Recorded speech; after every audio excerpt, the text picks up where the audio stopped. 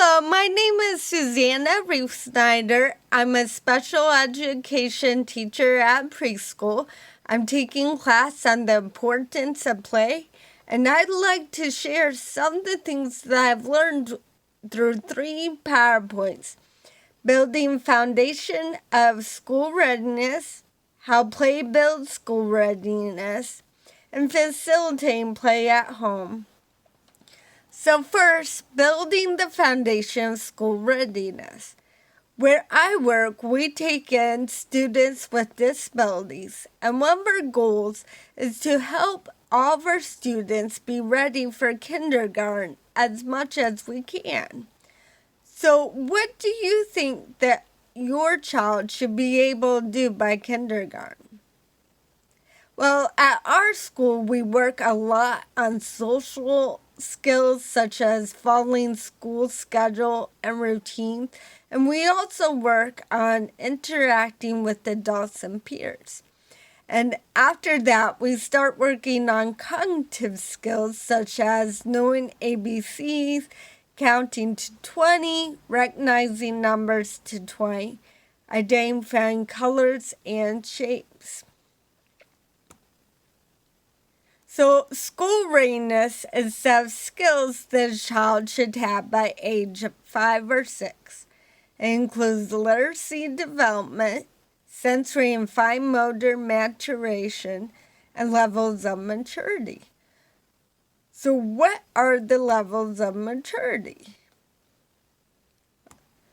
So, emotionally, they should be able to self-regulate, have persistence during challenges, tolerate frustration, comply with demands. In my classroom, we work a lot on naming and identifying emotions and being able to work through them.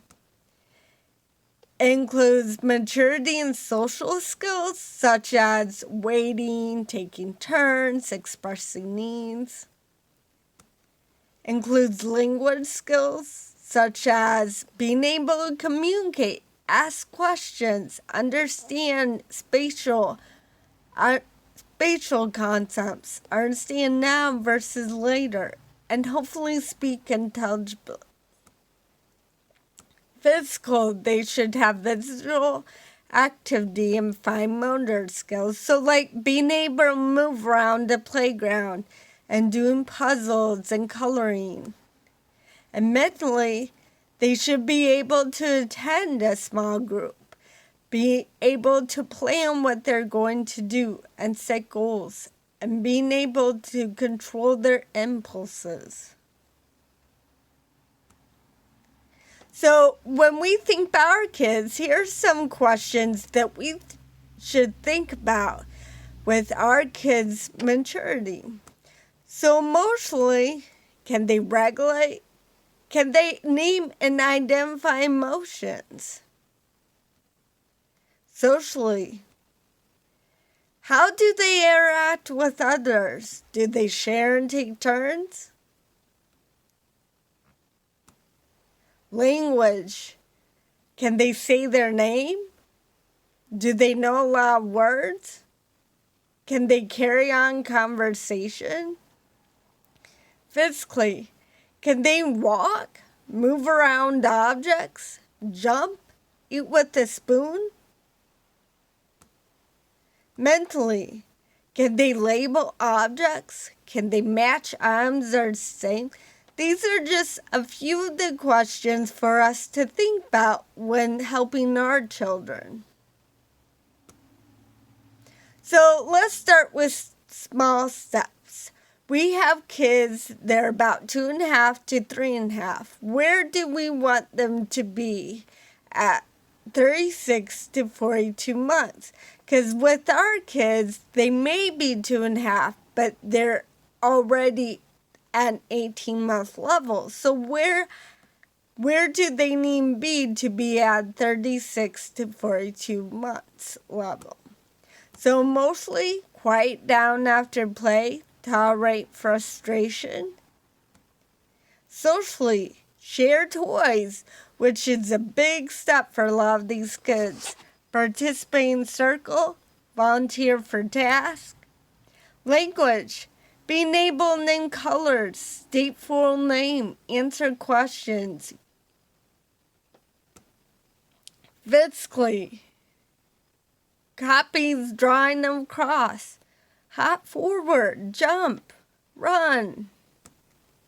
Mentally, understand same and different, match items that are same.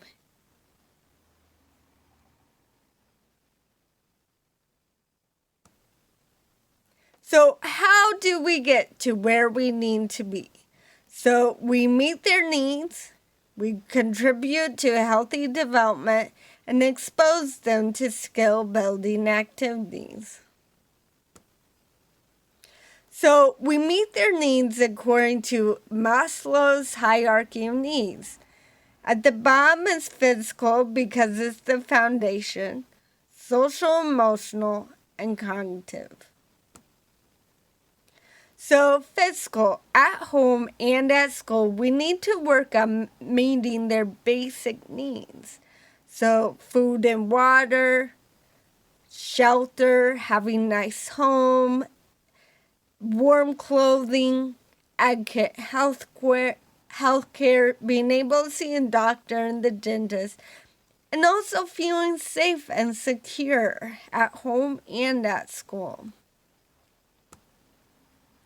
So socially and emotionally, so once we build on their physical needs, such as feeding and comfort, then we can build on social emotional, such as trusting relationships, using touch, facial expressions, gestures, belonging or feeling loved, and social interactions.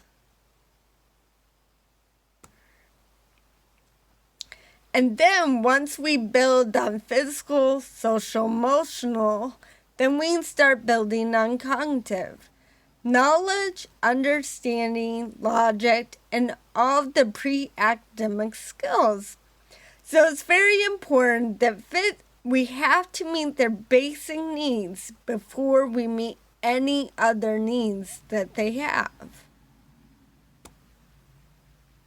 So we contribute to a healthy development with a nurturing caregiver, which is consistent adults having same person or people take care of them.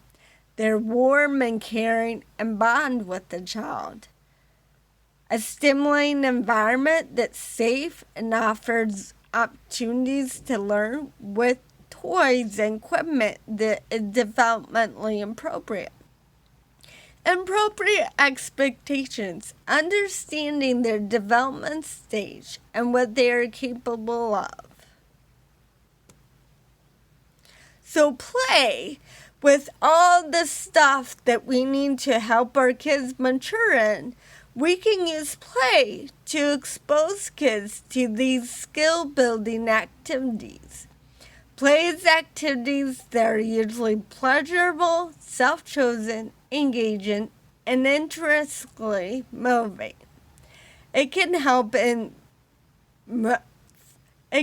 for maturation in all areas.